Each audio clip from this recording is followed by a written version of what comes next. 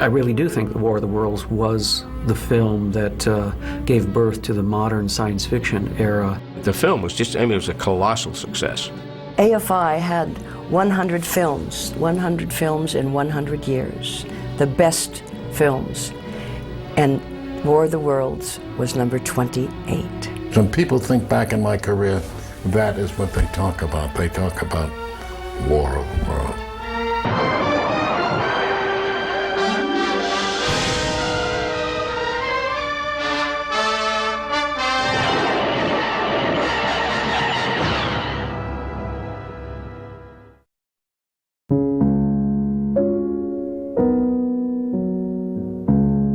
Paramount was a big studio in those days, and one of the leaders in Hollywood. In those days, it was more a studio-run community. Paramount's own word, that was a family. The beautiful part about it from a designer standpoint is nothing was outsourced. They were a complete entity with the camera department, the art department, the effects department, were all under the one roof. Paramount had the Golden Circle. As I said, it started in 1922. These were the stars of tomorrow. You had to be there every day and punch a card. I had a time card, so they would know that I had come in. After all, they're paying me $125 a week, so they want to make sure I show up. And you would read scenes with boys and girls who had interviews there. You would help them out with their reading, so that's what you did pretty much every day. When I started my first day of employment at Paramount, I was making set models, and I built this catapult out of balsa wood and rubber bands and paper clips, and made it so it would work. It would shoot these peas across the room. When I carried the model over to DeMille's office, the catapult was included, you see. That was my first meeting with Mr. DeMille. And when he saw it, this intrigued him, and he tried it a few times, and it really worked. He spent about an hour of his valuable time playing with this doggone thing. Jesse Lasky, who was a big executive at Paramount, he bought this book from H.G. Wells in 1924, and it sat at Paramount until 1951. H.G. Wells' son, Frank, was interested in doing the movie, doing the book. And he said, sorry, son, but it's been sold. I don't own it anymore. And then there was a German director, a Russian director. Even Hitchcock was interested. I believe that H.G. Wells said, I'm sorry, I think you've waited too long. I not only do not own it, but you've waited too long. You cannot do a period picture now. It wouldn't be of any interest, and there's no way to bring it up to date. Well, comes 1938. Who brings it up to date but Orson Welles? Ladies and gentlemen, this is the most terrifying thing I've ever witnessed. Wait a minute. Someone's calling someone or something. Ladies and gentlemen, it's indescribable. I can hardly force myself to keep looking at it. It's so awful. The eyes are black and they gleam like a serpent. The mouth is kind of V-shaped with saliva dripping from its rimless lips that seem to quiver and pulsate, and the monster or whatever it is can hardly move. Most extraordinary experience, ladies and gentlemen. I can't find words. Well, I'll pull this microphone with me as I talk. I'll have to stop the description until I can take a new position. Hold on, will you please? I'll be right back in a minute. I was probably maybe 4 years old, but I knew what stuff was going on. I could kind of tell what was happening. I listened to it with my grandfather. My folks were out that night because around Halloween or something. And I remember it terrified me because my grandfather got scared. He was believing it, as a lot of people did, you know. And I remember feeling that fear. Oh, my God, if my grandfather's afraid, and he's the hero guy here, you know, he's the grown-up, what's going to happen to me, you know? And I think I had dreams about that for a while. And a lot of people didn't stick with it at the end. That's why it caused such a panic. A lot of people were already out of their cars or going somewhere, doing something, getting out of the place. Because at the end, you know, Wells does this whole monologue. This is Orson Welles, ladies and gentlemen, out of character, to assure you that the War of the Worlds has no further significance than as the holiday offering it was intended to be. The Mercury Theater's own radio version of dressing up in a sheet and jumping out of a bush and saying boo. It's Halloween. Ray Harryhausen wanted to do War of the Worlds, but Cecil B. DeMille said, I'm sorry, I own it and I'm giving it to George Pal. He was very disappointed, but he said, George is my very good friend, and if anyone can pull this off, it'll be George Pal. I actually built a Martian based on H.G. Wells' description in War of the Worlds. I wanted to keep it in the Victorian period, which the original story was laid. He described the creature that came from the spaceship as sort of an octopus-like type of creature.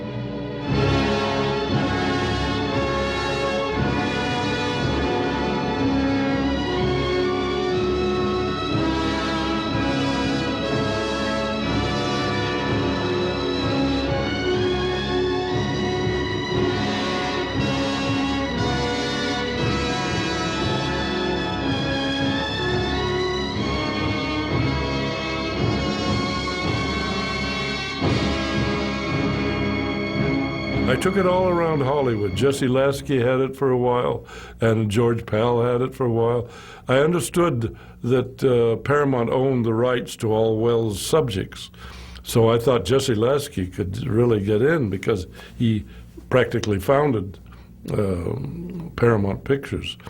But he had it for 6 months, but we couldn't raise money. People weren't that interested in science fiction at that time. I knew George Pal growing up through the 30s, through his Puppetoons. He was my absolute favorite. I knew all of his Puppetoons. George Pal was in Budapest before the war began. And I remember these Puppetoons goose-stepping Heil Hitler through Holland, knocking down fences, tulips, windmills. And I think he had to soon get out of Europe after that was released. And it's about an invasion of Holland, a very stylized invasion, by these mechanical monsters called the Screwballs, who are obviously the Nazis. And in the very end, Jan, a little Dutch boy, is praying in a ruined church for some sort of deliverance, and then all of a sudden it starts to rain, and the Screwballs rust and turn to dust, and they're beaten, and Holland is free again. And oddly enough, it's almost identical to the ending of War of the Worlds in a lot of ways. His Puppetoons were very elegant. I worked on the first 12. I had read in the paper that he had just come over from England, so I was one of the first animators he hired. Several of George's dearest friends were animators, and probably none closer than Walter Lantz, the man behind Woody Woodpecker and dozens of cartoon characters. In almost every one of George Pal's films, he'd throw in Woody Woodpecker somewhere as a kind of tribute to Walter Lantz. It all started with Destination Moon, where there's a film very simply breaking down the process of space travel as told by Woody Woodpecker. I believe that the Woody in War of the Worlds is in opening scenes of the meteor flashing through the night sky over the treetops. I think George Pal caught on to something in the early 50s Hollywood. He knew that rocketry was a happening thing. There was talk about UFOs. It was the atomic age. And he had always had an interest in fantasy, and fairies and gnomes and creatures in the woods could now be transposed into a new genre. He made good films about these popular subjects. And for a while there, he was kind of what George Lucas and Steven Spielberg are and James Cameron are to this more later generations. George Pal went to the head of Paramount Studio, Don Hartman, and presented him with the script that Barry Lyndon had written for him. Don Hartman, not caring a hoot about science fiction, said, oh, this is where this belongs, and threw it in the wastepaper basket. Well, poor Mr. Pal, I mean, he came unglued. He absolutely lost his mind. He leaped across the desk, and he grabbed him by the lapels. He was going to strangle the man. Frank Freeman Sr., who was president of Paramount Studio, he came in and stopped them. He said, never seen Mr. Pal react like that. So when he came in and said, don't worry about a thing, George, the movie is yours. Whatever budget you need, whatever you need, you just come to me. We shall be the first men on Earth to get a real look at these invaders from space.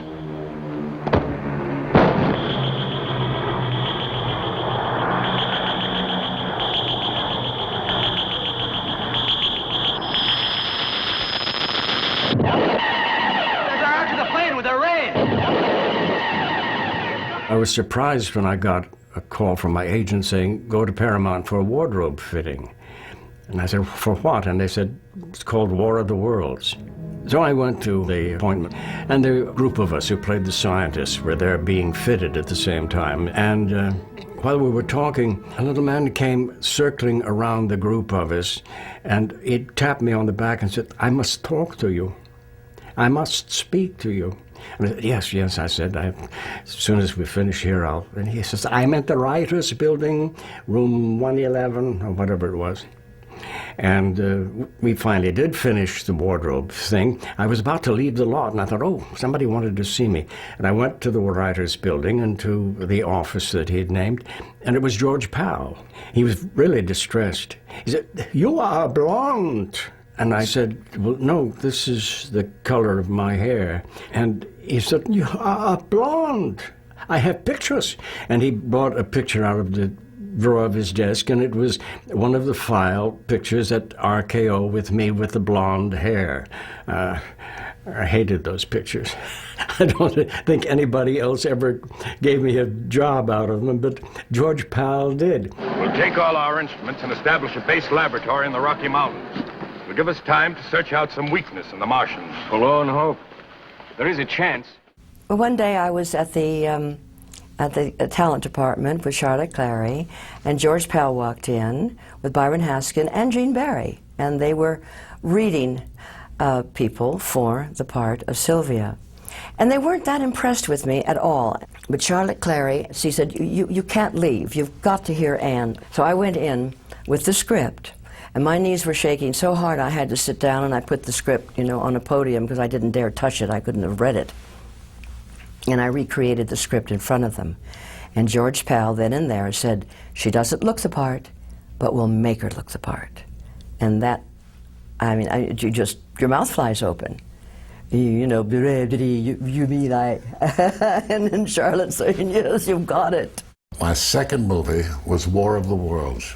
I guess it was the biggest picture I ever did. I did dozens and dozens of movies thereafter, but War of the Worlds to this day is one of the great films of all time, I guess. Anne Robinson was my co-star, and we were both new, you know. He wanted everybody to be anonymous. He didn't want anyone to be recognizable. And trust me, after the movie was over with that awful, dreadful wig they put on me, I was never recognized.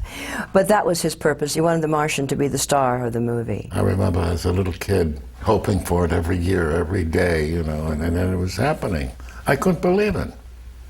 Gene Barry on the set, shooting a scene with stars.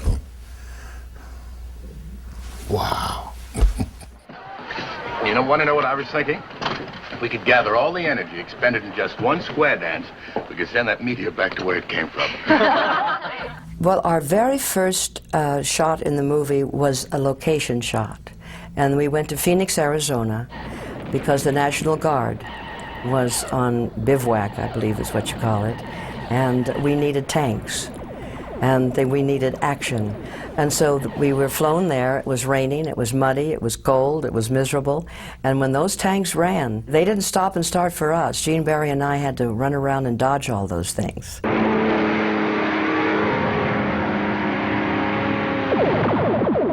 The effects had to be put in alive.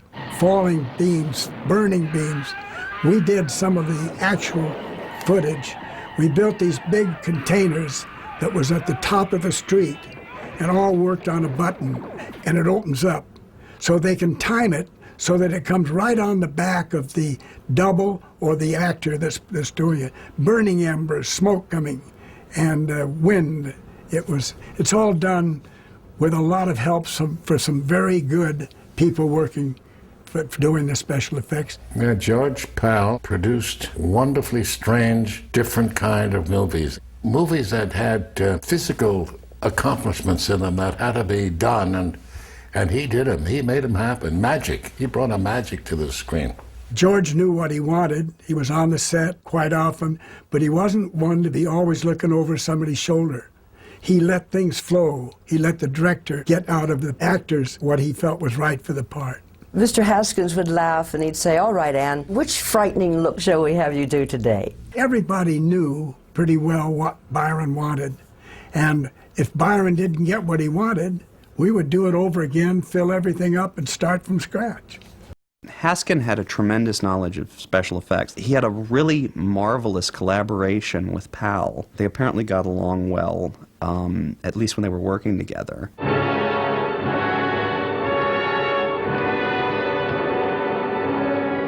Well, the locations were difficult only in the fact that you're in the middle of Los Angeles and you're showing an exodus of hundreds of people, packs on their back, cars overloaded.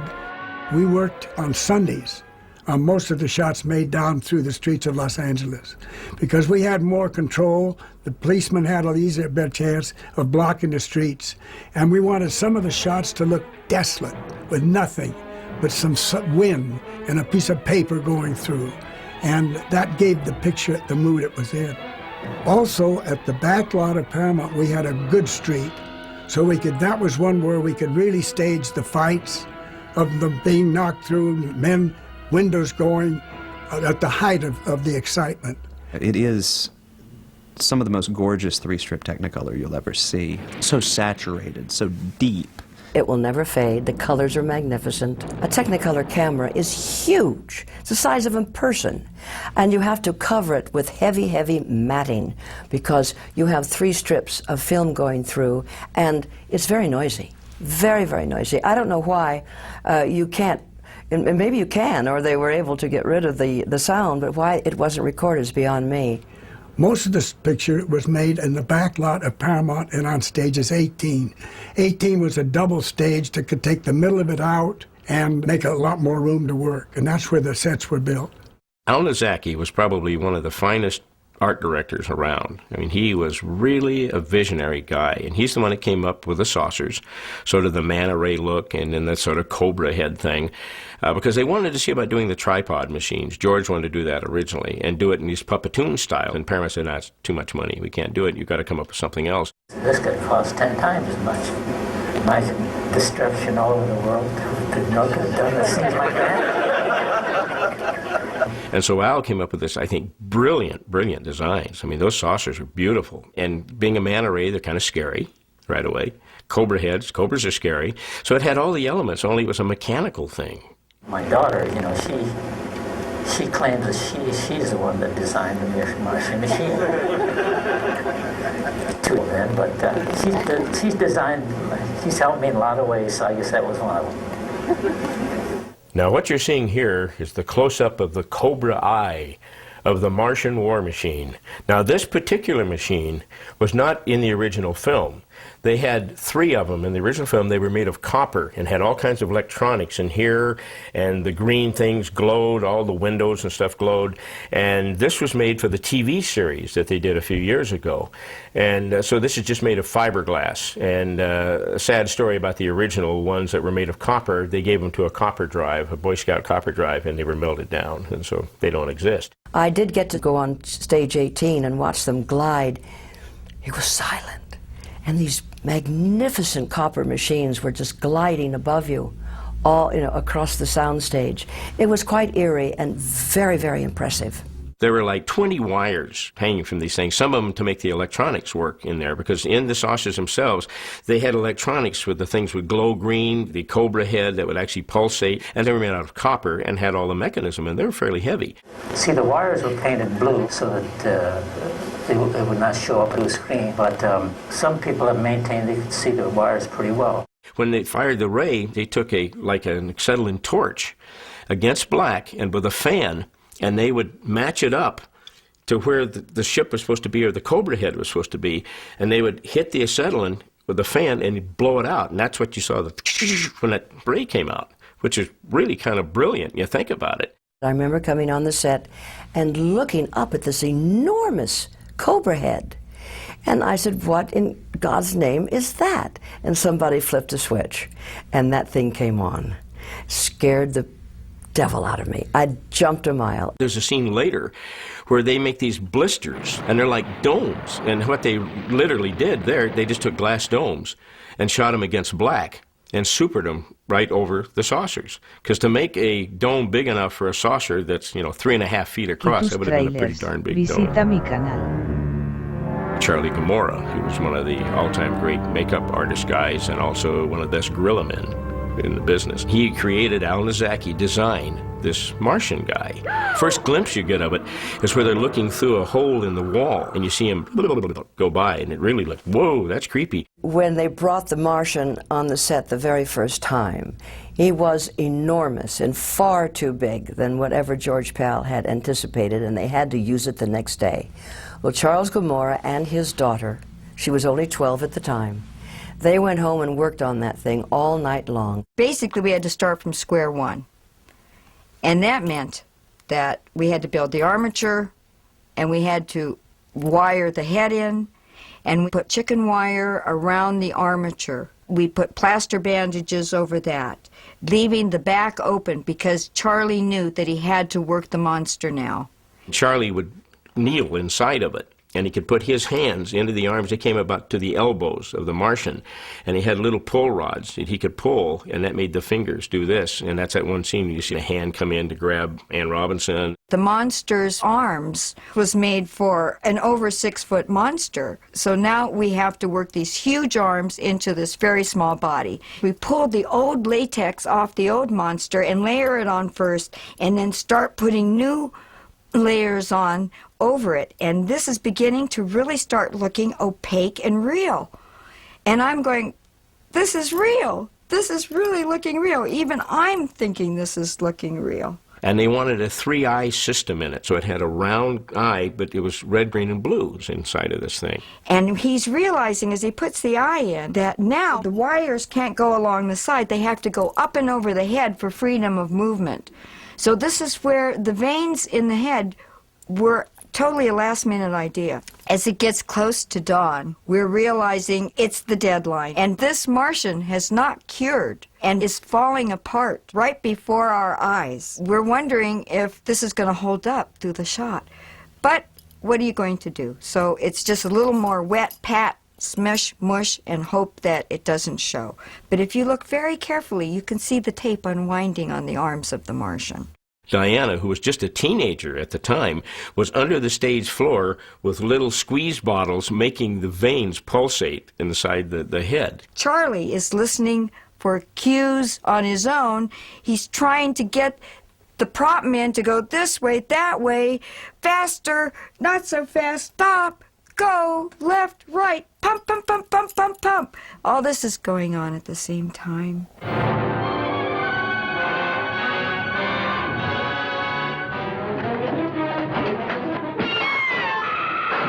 The prop guy had him on wires and pulled him, and darn near pulled Charlie and the whole thing over when it went out of the scene. I mean, it really goes out fast because he's going out waving the arms like crazy, and the back was open, and the guy pulled him so fast he darn near fell out of the thing. You'll see that he's going like this. He almost fell over, and we knew if that Martian fell, it would be a disaster. It would have been just a blood blob on the floor. With tape and wood and chicken wire. It would have just splattered.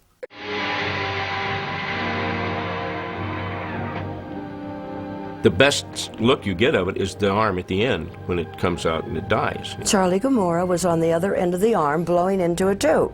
And so it was pulsating. And then as the Martian died, we changed the color from red to green, slowed down the heartbeat, sucked all the air out. And that's all we did. No computer had to do that. And it was something you'd never seen before, ever. And in Charlie's great sculpting abilities to be able to pull this thing off and make it work is pretty unique. It started a whole new genre of filmmaking that we're still profiting from today and that I'm able to tell you about 50 years later. And so the contributions that Charlie made ring out to this day. And even though nobody knew his name,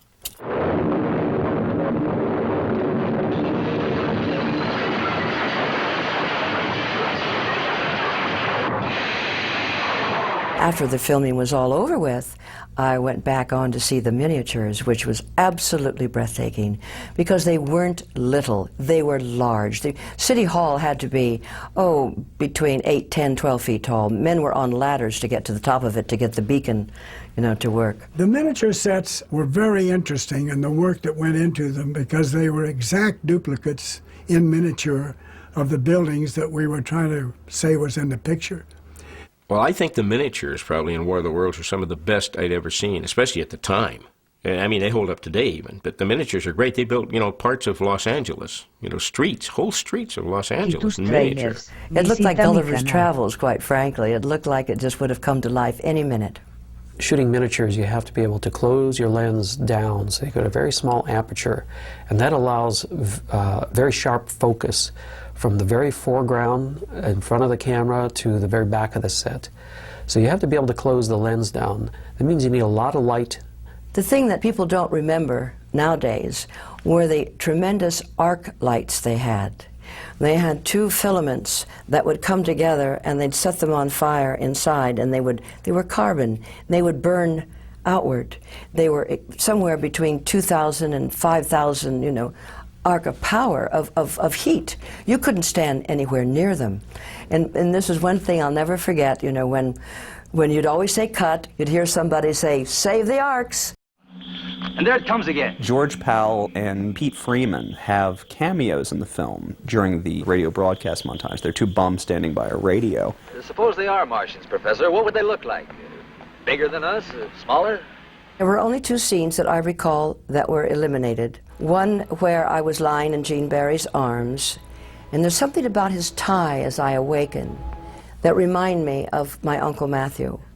And then suddenly I start reminiscing about Uncle Matthew, but that was eliminated. I don't know why. Maybe it just wasn't necessary. The other one was when we're climbing out of the farmhouse, and he's shaking me. He says, "Don't worry, we're going to get out of this somehow." Well, the theater just fell on the floor laughing, so they cut that out. Those are the only 2 scenes that I recall that were eliminated from the film. The end came swiftly. All over the world, their machines began to stop and fall. After all that men could do had failed, the Martians were destroyed and humanity was saved by the littlest things which God in his wisdom had put upon this earth.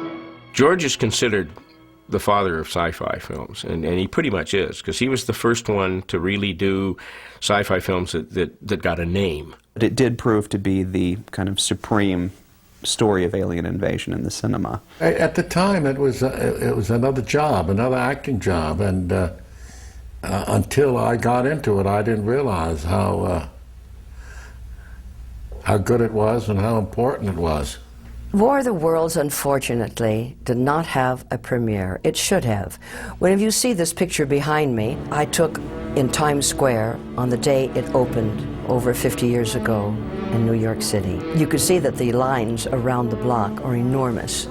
It was a Saturday, and I had nothing to do, and I asked the person at the box office or at the ticket taker, could I go see the movie, because Paramount said if I could go see it if I were alone. And they looked at me as if I'd lost my mind. And so I took out my driver's license and I said, "I'm Ann Robinson." And so they're looking at each other and said, "Well, we either have a total nutcase here, or she's really Ann Robinson." So they let me in. It was a highly successful film for George, and Paramount. It was a very, very big picture. War of the World pushed the envelope quite a bit. I know what we did on our War of the Worlds and Worlds Collide, and I know that people were astonished at what we got at that time. And it stuck in people's minds. It just didn't go away, and it hasn't gone away, and I don't think it will. I think it'll become part of movie history as it is today. It'll be there all the time.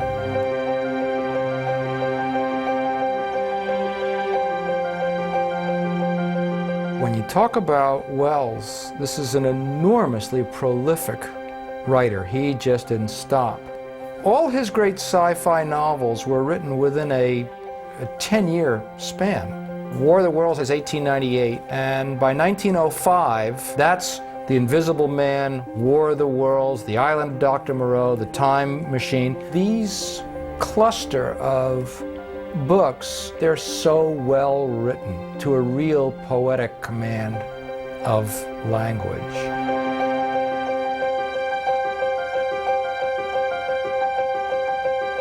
H.G. Wells was born in Bromley in Kent in 1866 into a small shopkeeping family. He would consider himself lower middle class, but was poorer than the working class people around him.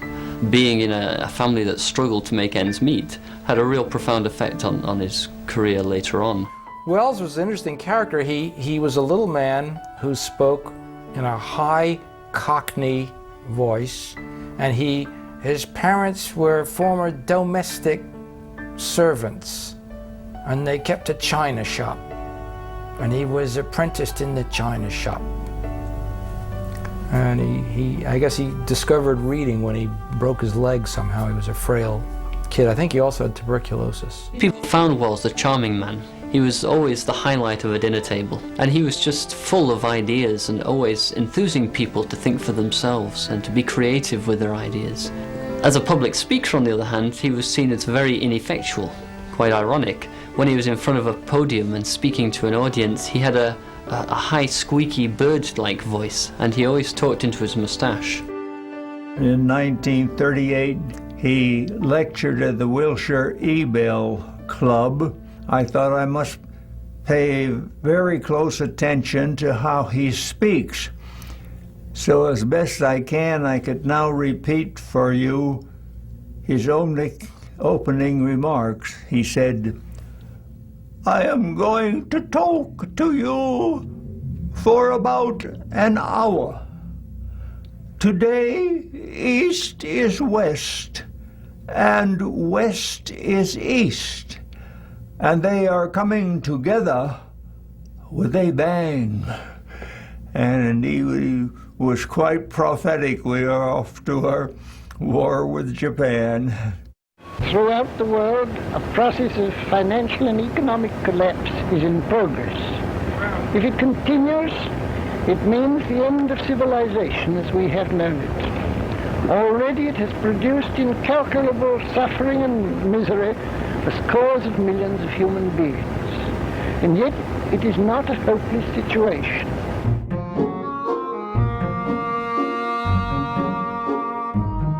In the late 19th century, the genre of science fiction was coming into being. Jules Verne had been writing for many years and wasn't particularly popular in English until around the late 19th century, when H.G. Wells was emerging as a science fiction writer. They're often paired together as the kind of co-founders of science fiction as a genre. Verne and Wells had this rivalry, and Verne held H.G. Wells in a kind of contempt because Wells didn't do the science. When Jules Verne shot a man to the moon, he did all the research and all the math, and they figured out that there would have to be a rocket, and the rocket would have to go from Cape Canaveral, or it would have to go from Texas, either way, and he figured out, and then it would end up in the ocean, and there would be a rescue at sea, and he got the whole thing perfect.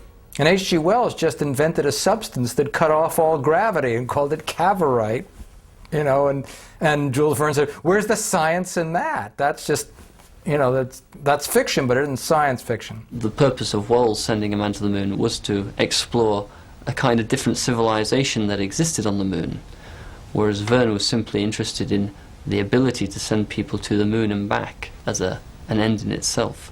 So their approaches to science fiction were entirely different. What really distinguishes Wells, I think, as a writer of science fiction is that he's a very good writer. He's a real prose stylist.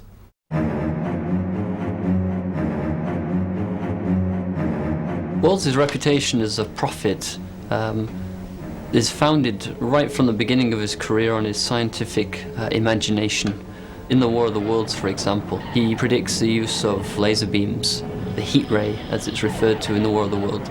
So Wells was full of ideas for modern technology. He wasn't scientifically, if he didn't do the actual research, he did apply what somebody has called a kind of remorseless logic to his vision of future events. In other works, such as The Time Machine, he's talking about something that Einstein would later make more scientifically plausible, the idea of time as a fourth dimension. Not scientifically plausible in the Einsteinian sense, but Wells was groping towards the kind of ideas that Einstein would later make his own and elaborate in much more detail.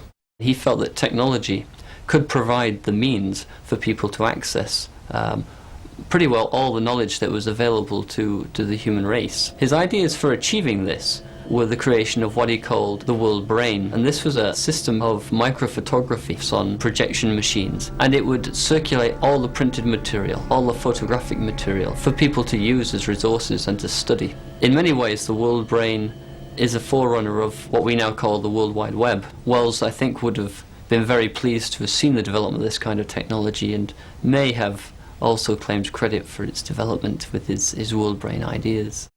They did predict many things that came to pass. Verne predicted that moonshot. I mean, down to the last bootlace he predicted it. Wells was also a very early and enthusiastic champion of women's lib. Women getting the vote, women's education, women being equal to men in terms of opportunity and pay scale and stuff. He was on the barricades in the forefront of that movement. Wells made many contributions to the world in which we live today. Probably the most primary would be his fathering of science fiction as a literary genre. On another level, Wells's advocacy of international relations and cooperation. He interviewed world leaders such as Lenin, Stalin, Roosevelt, both Roosevelts, was friends with Winston Churchill. In 1914, he wrote about a League of Peace, what later became, in Woodrow Wilson's terminology, a League of Nations. He spent 1917 and 1918 primarily lobbying the governments of Britain and France to accept the League of Nations as a war aim for the conclusion of the war. Tus trailers, visita mi canal. In 1930s, Wells was the international president of PEN, the Poets, Essayists and Novelists lobby group, which basically campaigned for free speech around the world. And part of his trip to the Soviet Union in 1934 was to try and introduce a pen club into Russia, a club that would respect opposition opinion. Stalin advised Wells to go and speak to the Russian writer Maxim Gorky, who was a very close friend of Stalin's. Gorky saw that the Soviet Union was too vulnerable to allow oppositional opinion at that time in its history, and Wells left Russia a very disappointed man. In 1933, the Nazis in Germany drafted up a list of authors who were on the proscribed reading list in Germany, and this resulted in 1934 in the burning of books. Wells was one of those authors. His books were publicly burnt in the main square in Berlin. The Nazis' position against Wells actually went so far as for him to be included on the German wanted list of British intellectuals in the event of a German invasion of Britain. This was published after the war. It is unknown whether Wells was aware of his appearance on this list.